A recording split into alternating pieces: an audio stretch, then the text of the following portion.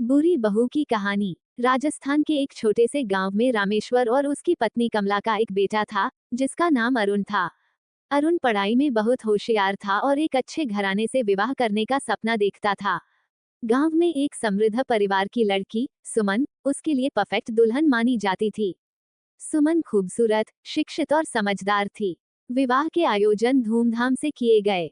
विवाह के बाद जब सुमन ने अरुण के घर कदम रखा तो सबकी आंखों में खुशी थी।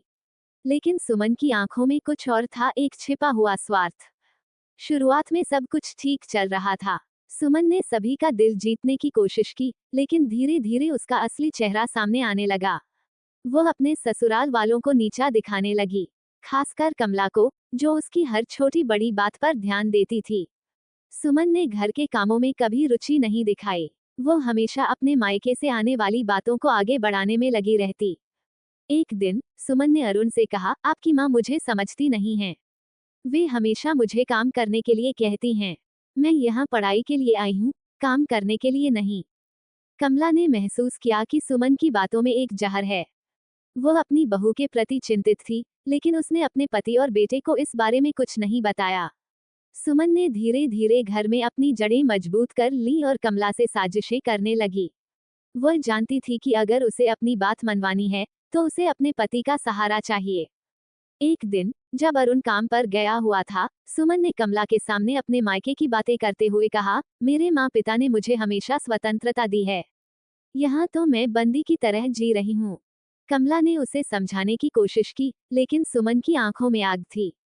उसने कमला को चेतावनी दी, अगर आप मेरे से कुछ भी कहोगी या घर का काम करने को बोलोगी तो मैं इस घर में रहना नहीं चाहूंगी। सुमन की हरकतें दिन ब दिन बढ़ती गईं।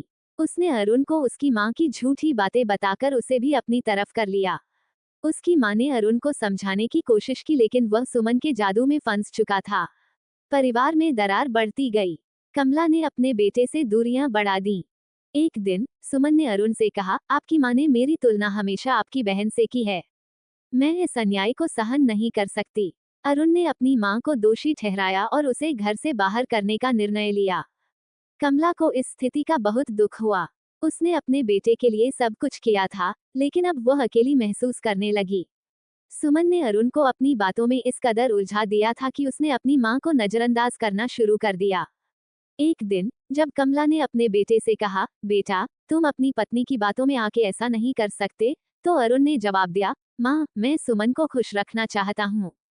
सुमन की जिद ने पूरे परिवार को परेशान कर दिया। वो अब भी अपने मायके से अधिक पैसे मांगने लगी थी और घर की सारी सुख सुविधाओं का लाभ उठाती रही।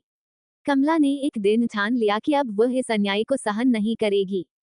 कमला ने अपने पति को बुलाकर सुमन की सच्चाई बताने का निर्णय लिया। लेकिन जब वह दोनों अरुण के पास गए तो उसने कहा, माँ मैं सुमन को नहीं छोड़ सकता। वह मेरी जिंदगी है। कमला ने सुमन की चालाकियों का सामना करने की ठान ली। सुमन, तुमने हमारे परिवार को तोड़ने की कोशिश की है, लेकिन सच कभी छिप नहीं सकता। सुमन ने हंसते हुए कहा, आप क्या कर सकती हैं? ये सब मेरी योजना का हिस्सा है। अरुण ने भी सुमन की सारी बातें सुन ली और यह सब सुनकर उसे बड़ा दुख हुआ। अंत में अरुण को अपने माता पिता के साथ खड़ा होना पड़ा।